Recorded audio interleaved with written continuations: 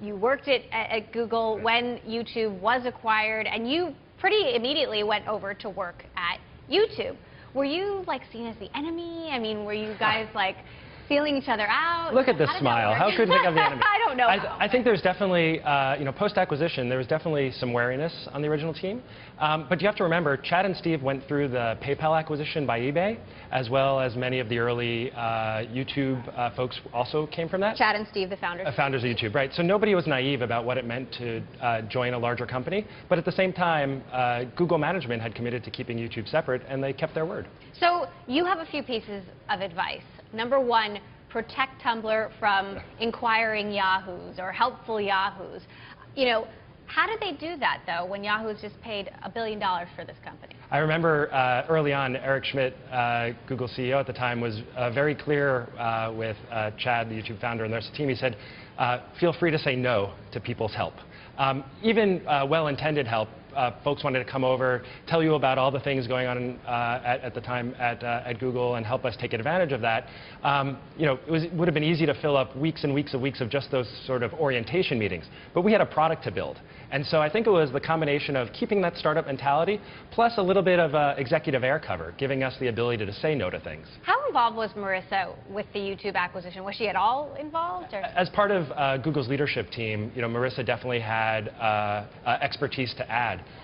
But YouTube pretty much ran itself, and so we sat in San Bruno, away from Mountain View, and continued to grow into the world's largest video site.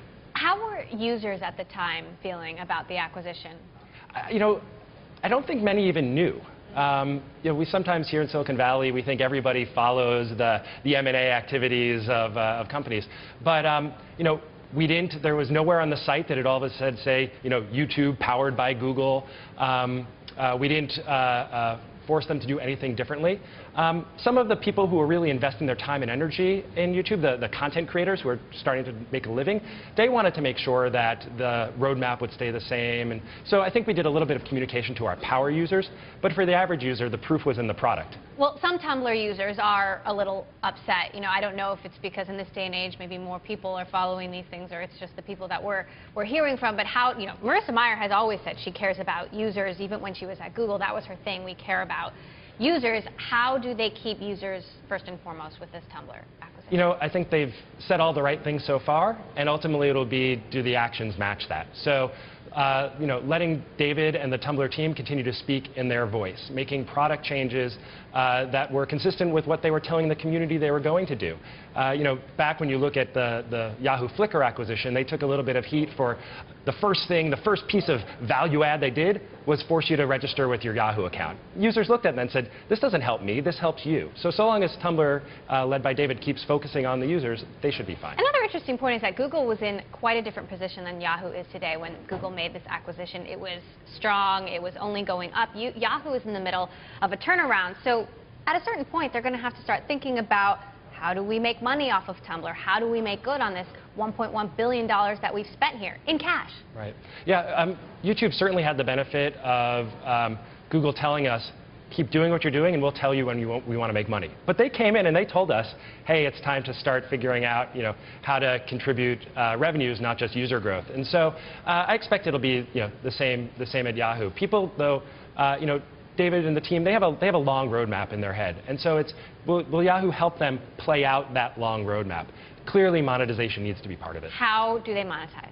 You're the expert here. I tweeted out. I offered my services to David and Marissa $10,000 an hour. I thought it was fair. Nobody's taking me up on it yet. Better late than never. Maybe it's still coming.